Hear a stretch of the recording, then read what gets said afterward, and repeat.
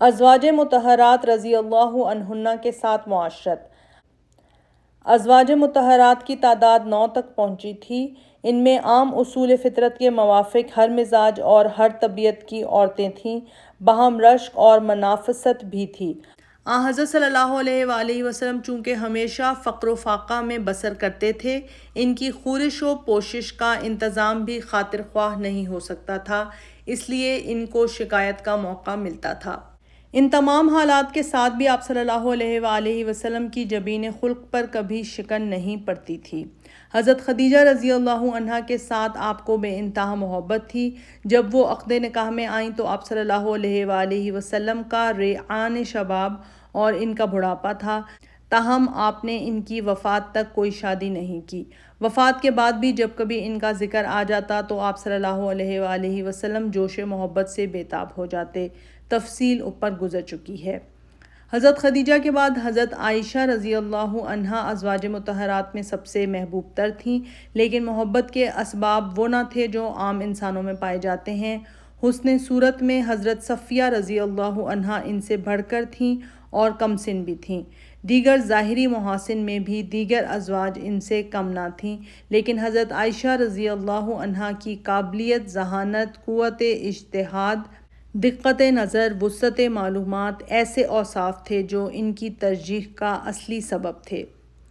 ایک دفعہ چند ازواج مطہرات رضی اللہ عنہن نے حضرت فاطمہ زہرا رضی اللہ عنہ کو سفیر بنا کر آپ صلی اللہ علیہ وآلہ وسلم کی خدمت میں بھیجا۔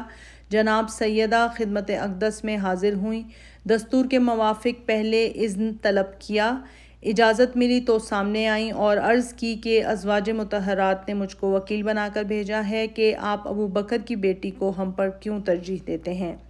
آپ صلی اللہ علیہ وآلہ وسلم نے ارشاد فرمایا، جان پدر، کیا تم اس کو نہیں چاہتی جس کو میں چاہتا ہوں؟ جناب سیدہ کے لیے اتنا ہی کافی تھا۔ واپس جا کر ازواج مطہرات سے کہا کہ میں اس معاملے میں دخل نہ دوں گی۔ اب اس خدمت یعنی سفارت کے لیے حضرت زینب رضی اللہ عنہا انتخاب کی گئیں، کیونکہ ازواج میں سے حضرت زینب کو خصوصیت کے ساتھ حضرت عائشہ رضی اللہ عنہا کی ہمسری کا دعویٰ تھا، اس لیے وہی اس خدمت کے لیے زیادہ موزوں تھیں۔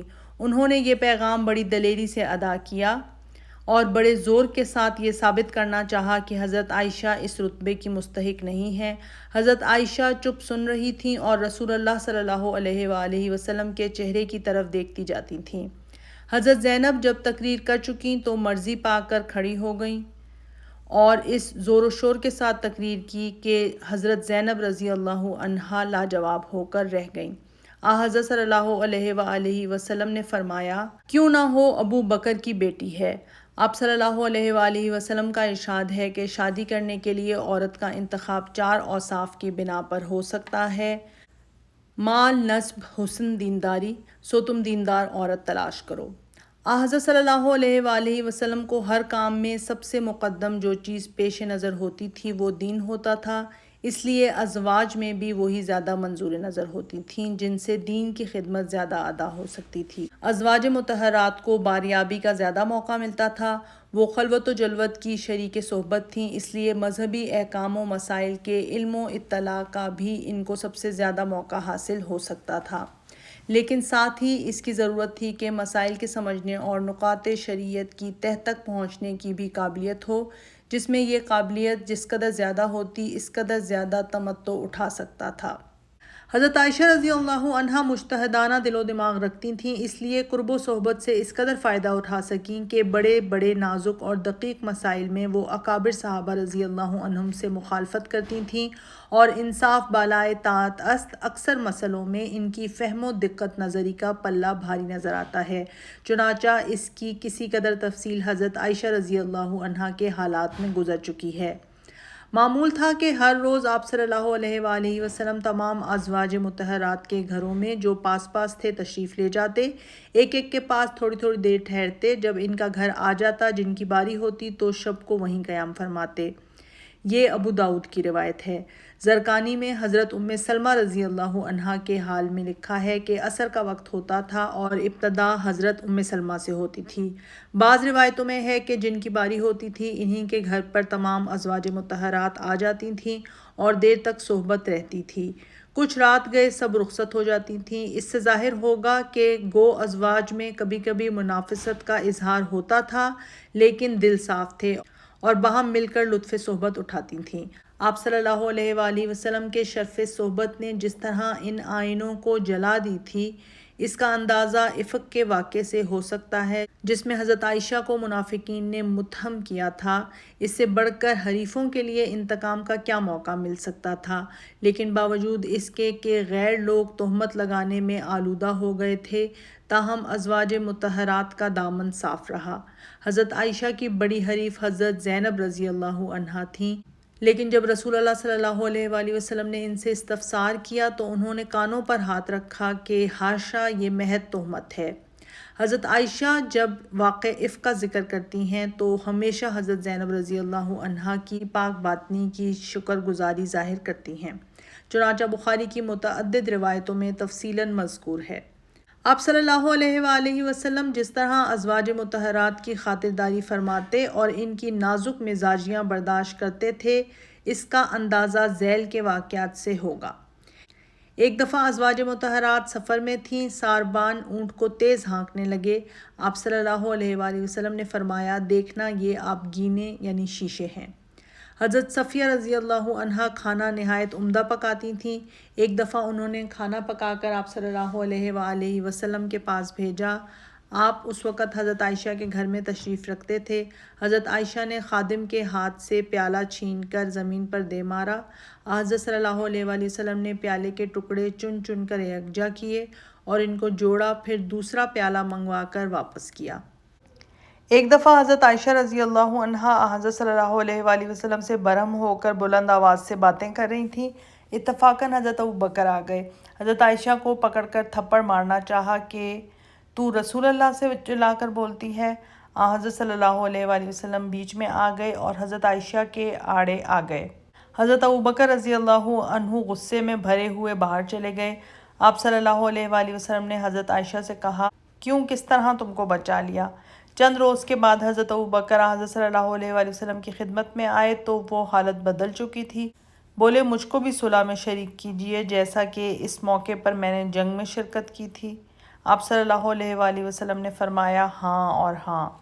ایک دفعہ حضرت صلی اللہ علیہ وآلہ وسلم نے حضرت عائشہ سے فرمایا کہ تو مجھ سے جب ناراض ہوتی ہے تو میں سمجھ جاتا ہوں۔ بولی، کیوں کر؟ ارشاد ہوا، جب تو خوش رہتی ہے اور کسی بات پر قسم کھانی ہوتی ہے تو یوں قسم کھاتی ہے، محمد کے خدا کی قسم، اور جب ناراض ہو جاتی ہے تو کہتی ہے، ابراہیم کے خدا کی قسم۔ حضرت عائشہ نے کہا، ہاں یا رسول اللہ، میں صرف آپ کا نام چھوڑ دیتی ہوں۔ حضرت عائشہ رضی اللہ عنہا شادی کے وقت بہت کم سن تھیں اور لڑکیوں کے ساتھ کھیلا کرتی تھیں۔ آپ صلی اللہ علیہ وآلہ وسلم اتفاقاً آ جاتے تو لڑکیاں بھاگ جاتیں۔ آپ صلی اللہ علیہ وآلہ وسلم ان کو بلا کر حضرت عائشہ کے پاس بھیج دیا کرتے۔ حبشی ایک چھوٹا سا نیزہ رکھتے ہیں جس کو حراب کہتے ہیں، اور جس طرح ہمارے ملک میں بٹا ہلاتے ہیں، حبشی اس سے کھیلتے ہیں۔ ایک دفعہ عید کے دن حبشی یہ تماشا دکھا رہے تھے۔ حضرت عائشہ نے دیکھنے کی خواہش ظاہر کی۔ حضرت صلی اللہ علیہ وآلہ وسلم آگے کھڑے ہو گئے۔ حضرت عائشہ دوش مبارک پر رخسار رکھ کر تماشا دیکھنے لگیں اور دیر تک دیکھتی رہیں، یہاں تک کہ آپ صلی اللہ علیہ وآلہ وسلم نے فرمایا، کیوں ابھی تک تم سیر نہیں ہوئیں؟ بولی، نہیں۔ آپ چپ ہو رہے یہاں تک کہ وہ خود تھک کر ہٹ گئیں۔ ایک دفعہ حضرت عائشہ رضی اللہ عنہا گڑیوں سے کھیل رہی تھیں۔ حضرت صلی اللہ علیہ وآلہ وسلم باہر سے تشریف لائے۔ گڑیوں میں ایک گھوڑا بھی تھا جس کے پر بھی تھے۔ آپ صلی اللہ علیہ وآلہ وسلم نے فرمایا، یہ کیا ہے؟ گھوڑوں کے تو پر نہیں ہوتے۔ بولیں کہ حضرت سلیمان علیہ السلام کے گھوڑوں کے پر تو تھے۔ آپ صلی اللہ علیہ وآلہ وسلم نے تبسم فرمایا۔ عوام میں مشہور ہے کہ پہلے گھوڑوں کے پر ہوتے تھے۔ حضرت سلیمان نے اس بنا پر گھوڑوں کی سیر میں ان کی نماز قضا ہو گئی تھی، پر کٹوا دیے۔ اس وقت سے پر جاتے رہے، لیکن نشان اب بھی باقی ہے۔ حضرت عائشہ نے اسی واقعے کی طرف اشارہ کیا تھا۔ ایک دفعہ آپ صلی اللہ علیہ وآلہ وسلم نے حضرت عائشہ سے کہا کہ آؤ تیزی میں مقابلہ کریں۔ حضرت عائشہ اس وقت تک دبلی پتلی تھیں، آگے نکل گئیں۔ جب سن زیادہ ہوا اور پراندام ہو گئیں تو پھر مسابقت کی نوبت آئی، اب کہ وہ پیچھے رہ گئیں۔ آپ صلی اللہ علیہ وآلہ وسلم نے فرمایا، یہ اس دن کا جواب ہے۔ ازواج مطہرات اور اہل و عیال کی سادہ زندگی۔ انسان بذات خود فاقہ کشی کر سکتا ہے، سخت سے سخت تکلیفیں اٹھا سکتا ہے، زخارف دنیاوی کو کلیتاً چھوڑ سکتا ہے، لیکن وہ اپنے اعز و اقربا بالخصوص عزیز ترین اولاد کو اس قسم کی سادہ اور متشفقانہ زندگی بسر کرنے پر مجبور نہیں کر سکتا۔ یہی وجہ ہے کہ دنیا میں جن لوگوں نے راہبانہ زندگی بسر کی ہے، انہوں نے اپنے آپ کو ہمیشہ اہل و عیال کے جھگڑوں سے الگ رکھا ہے۔ دنیا کی مذہبی تاریخ میں صرف آپ صلی اللہ علیہ وآلہ وسلم کی زندگی اس کلیے کی ایک مستثنیٰ مثال ہے۔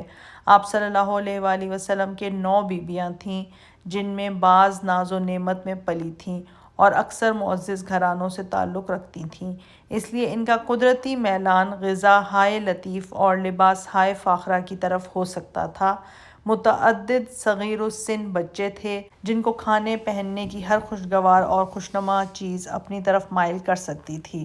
حضرت صلی اللہ علیہ وآلہ وسلم کو، جیسا کہ اوپر کے واقعات سے معلوم ہوا ہوگا، اعزاء و اولاد اور ازواج مطہرات کے ساتھ سخت محبت تھی۔ آپ نے رہبانیت کا بھی قلع کما کر دیا تھا اور فتوحات کی کثرت مدینہ میں مال و زر کے خزانے لٹا رہی تھی، لیکن بائیں ہما آپ صلی اللہ علیہ وآلہ وسلم نے اپنی ذات کی طرح ان کو بھی زخارف دنیا کا خوگر نہیں بنایا، بلکہ ہر موقع پر روک ٹوک کی۔ اس بنا پر آپ صلی اللہ علیہ وآلہ وسلم کے تمام خاندان کی زندگی آپ کے اسوہ حسنہ کا اعلیٰ ترین مظہر بن گئی۔ حضرت فاطمہ رضی اللہ عنہا آپ کی محبوب ترین اولاد تھیں، لیکن انہوں نے آپ کی محبت میں کوئی دنیاوی فائدہ نہیں اٹھایا۔ ان کی عام خانگی زندگی یہ تھی کہ اس قدر چکی پیستی تھیں کہ ہاتھوں میں چھالے پڑ گئے تھے، بار بار مشک میں پانی بھر بھر کر لانے سے سینے پر گٹے پڑ گئے تھے، گھر میں جھاڑو دیتے دیتے کپڑے چیکٹ ہو جاتے تھے، چولہے کے پاس بیٹھے بیٹھے کپڑے دھوئیں سے سیاہ ہو جاتے تھے، لیکن بائیں ہما انہوں نے حضرت صلی اللہ علیہ وآلہ وسلم سے ایک بار گھر کے کاروبار کے لیے ایک لونڈی مانگی اور ہاتھ کے چھالے دکھائے تو آپ صلی اللہ علیہ وآلہ وسلم نے صاف انکار کر دیا کہ یہ فقراء و یتیماء کا حق ہے۔ ایک دفعہ حضرت فاطمہ رضی اللہ عنہا کے پاس آئے کہ انہوں نے ناداری سے اس قدر چھوٹا دوپٹہ اوڑھا ہے کہ سر ڈھانکتی ہیں تو پاؤں کھل جاتے ہیں اور پاؤں ڈھانکتی ہیں تو سر برہنہ ہو جاتا ہے۔ صرف یہی نہیں کہ خود عام طریقہ اظہار محبت کے خلاف ان کو آرائش و زیب و زینت کی کوئی چیز نہیں دیتے تھے، بلکہ اس قسم کی جو چیزیں ان کو دوسرے ذرائع سے ملتی تھیں اس کو بھی ناپسند فرماتے تھے۔ چنانچہ ایک دفعہ حضرت علی رضی اللہ عنہ نے ان کو سونے کا ایک ہار دیا۔ آپ صلی اللہ علیہ وآلہ وسلم کو معلوم ہوا تو فرمایا، کیوں فاطمہ، کیا لوگوں سے یہ کہلوانا چاہتی ہو کہ رسول اللہ کی لڑکی آگ کا ہار پہنتی ہے؟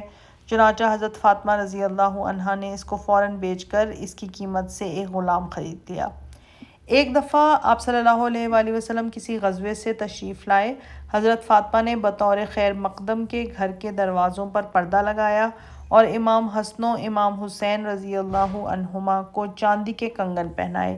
آپ حسب معمول حضرت فاطمہ رضی اللہ عنہا کے یہاں آئے تو اس دنیاوی ساز و سامان کو دیکھ کر واپس چلے گئے۔ حضرت فاطمہ کو آپ کی ناپسندیدگی کا حال معلوم ہوا تو پردے چاک کر دیے اور بچوں کے ہاتھ سے کنگن نکال ڈالے۔ بچے آپ صلی اللہ علیہ وآلہ وسلم کی خدمت میں روتے ہوئے آئے۔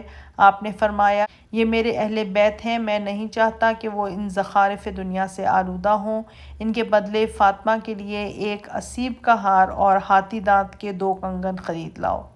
ازواج مطہرات کے ساتھ آپ صلی اللہ علیہ وآلہ وسلم کو جو محبت تھی، اس کا اظہار کبھی دنیا دارانہ طریقے سے نہیں ہوتا تھا۔ چنانچہ ازواج مطہرات نے جب اچھے کھانے اور اچھے کپڑے کی خواہش ظاہر کی تو آپ صلی اللہ علیہ وآلہ وسلم نے ان سے ایلا کر لیا۔